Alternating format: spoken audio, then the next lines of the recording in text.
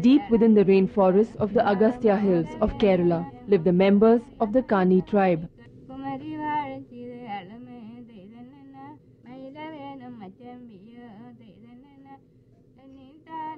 The land of the Kanis is a veritable nursery of rare plants, some of which are found only here.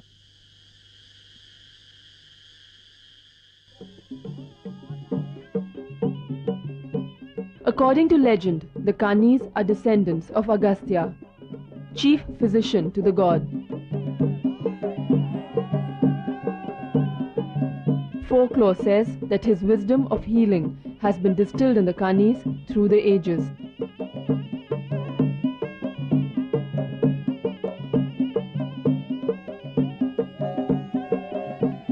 The Kanis are nomads, living freely within the lush southern tropical forests of the Western Ghats.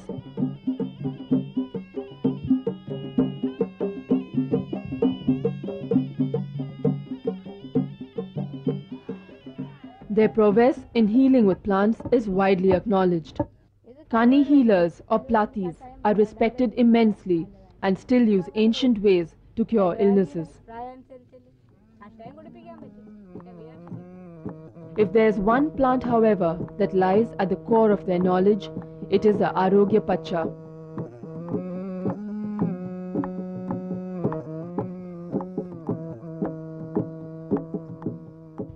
The story of this tribe and the unique herb began almost a decade ago, when two Kani tribesmen were hired as guides for scientists of the Tropical Botanical Gardens Institute.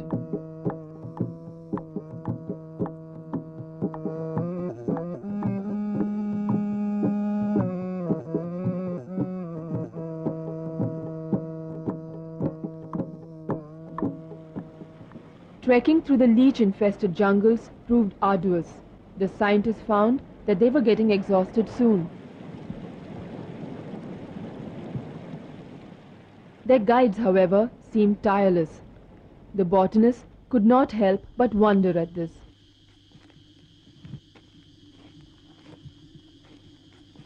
On closer inquiry, the source of the Kani's boundless energy was revealed. The Kanis would regularly eat the fruit of the Arogya Pacha.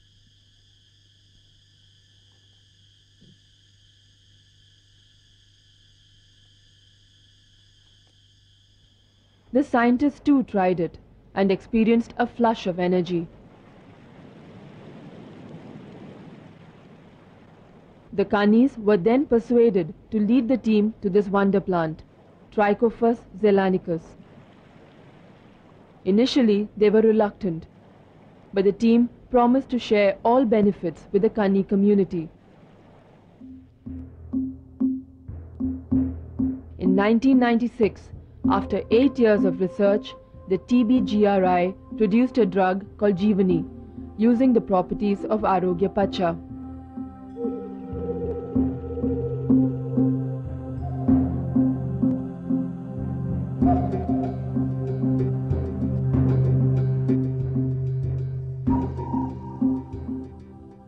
Three years later, in 1999, a trust fund was set up for the Kanis, where the benefits from the sale of this drug are diverted.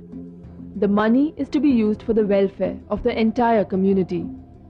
Thus, a unique model of benefit sharing with the original custodians of the knowledge was set into motion.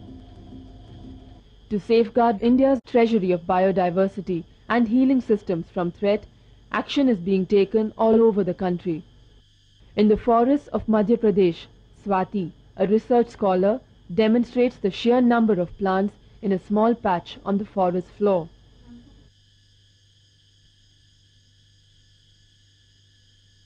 Extensive documentation of these plants and their numbers is vital. This will reveal a clearer picture of which species is more endangered.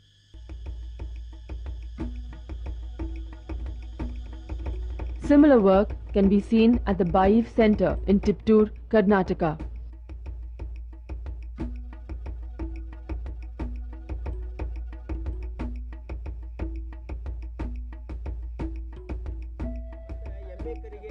Here, an ongoing program aims at the revitalization of local practices. With communities moving away from their traditional practices, it is important to share information. The jogging of local memory often reveals a treasure house of information. The degraded land in the area is now a site where medicinal plants are preserved ex situ. Indigenous plants of the region are planted here and looked after. This seemingly convoluted clump of trees is in reality a collection of 6 medicinal species growing in a symbiotic fashion.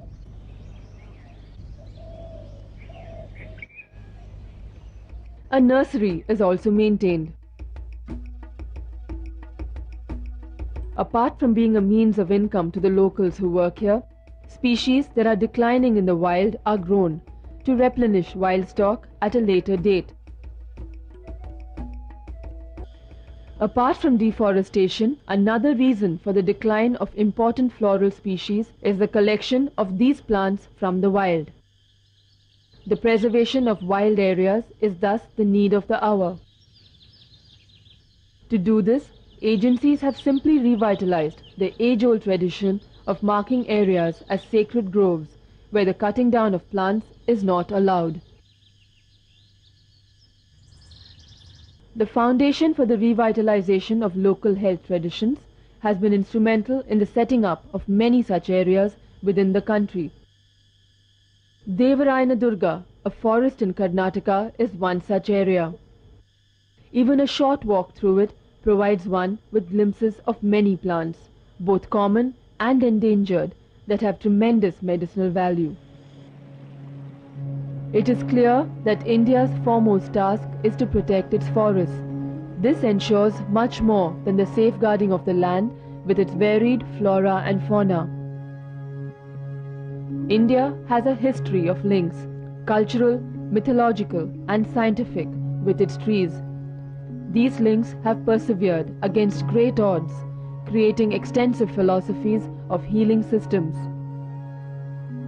The protection of these fragile bonds lies solely in our hands. A global effort must be made. Only this will ensure the preservation of our priceless heritage.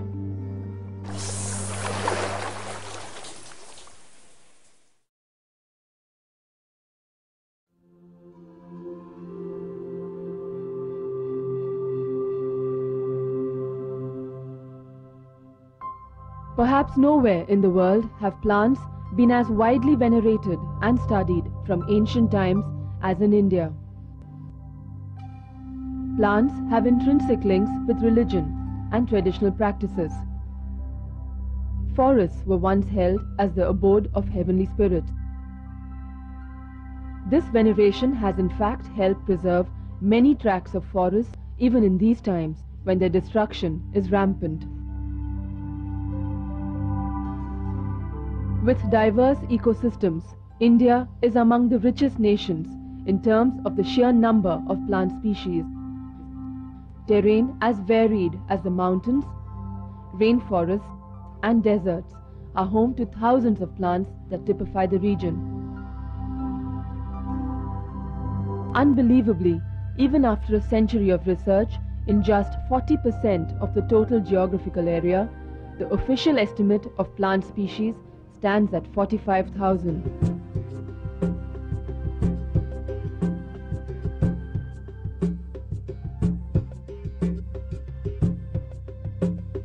From as far back as 1500 BC, the therapeutic properties of plants have been documented in India. Indian medicine was classified by the ancients into 3 ecosystems. The Anupa Desa signifies marshy land. The Jangals Desa is typical of a dry region, and the Sadharna Desa is a mixture of both these areas. Today, many of these ecosystems are severely threatened. All over India, deforestation has taken its toll. Many species of herbs and other plants that were once common are today on the critically endangered list.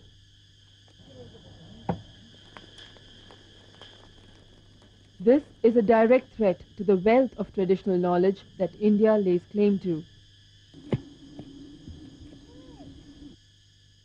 For the people who have depended on the plants of their environment for centuries, preserving this legacy is a challenge. In the heartland of Tamil Nadu, southern India, lies Chengalpet. Once covered by the thorny bushes of the scrub jungle. For centuries, this terrain has been home to the Irula tribe, snake hunters by tradition. Irula means dark people of the forest. They revere Kaniyamma, the goddess of the forest and trees.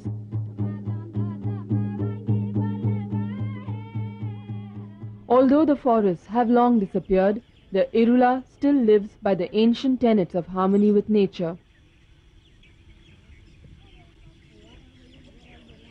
In fact, Irula dwellings are marked by the presence of medicinal trees and shrubs. With no hospitals or modern medical facilities nearby, they depend wholly on the curative properties of plants. Lakshmi Amma is an Irula healer. She received the knowledge of plants from her grandfather. This man was bitten by a saw-scale viper 2 days ago. He has returned so that Lakshmi Amma can check on his progress. Although she is respected by her community, most traditional healers find it an uphill task to gain credibility. Tribal communities all over India have unique systems of healing with plants. Yet, a lack of documentation and quantification of their practices has led to the steady diminution of this valuable knowledge. The shrinking of forest areas too has led to the non-availability of many plants that were once commonly used for healing. To document their science and to prevent the exploitation of medicinal plants in the wild, the Irula Tribal Women's Welfare Society was set up.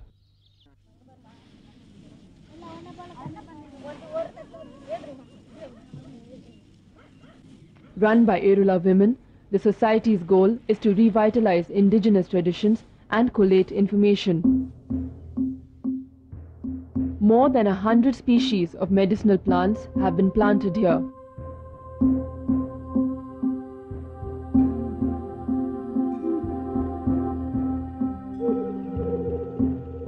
Plants that are usually dismissed as weeds have important healing properties. The Mimosa pudica, for example, is used for bruises and cuts.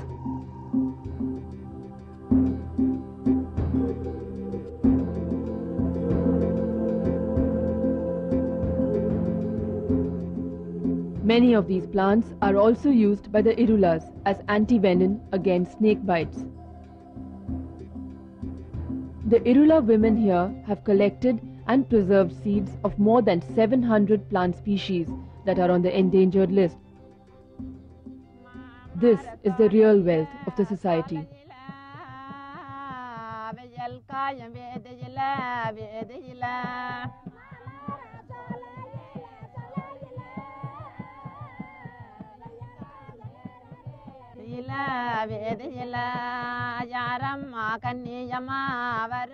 India is now intensely aware of the need to protect its indigenous wealth, not only from environmental degradation, but also piracy by others.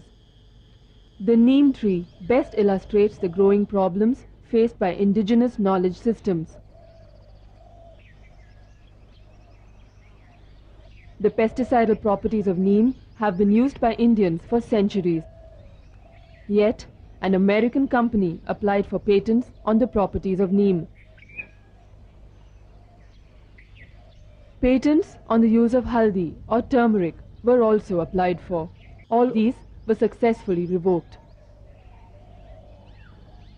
The real issue of protecting community knowledge and intellectual property is not merely to see how to prevent theft, is not merely to see what benefits can be shared with the community arising out of the use of a fraction of their knowledge or resources, but it is a more complex program of trying to revitalize the local tradition so that the community can become self-reliant in its primary healthcare needs through the use of their own local resources. One needs to recognize the local knowledge, one needs to encourage local people to use their local knowledge and to achieve certain degree of self-reliance.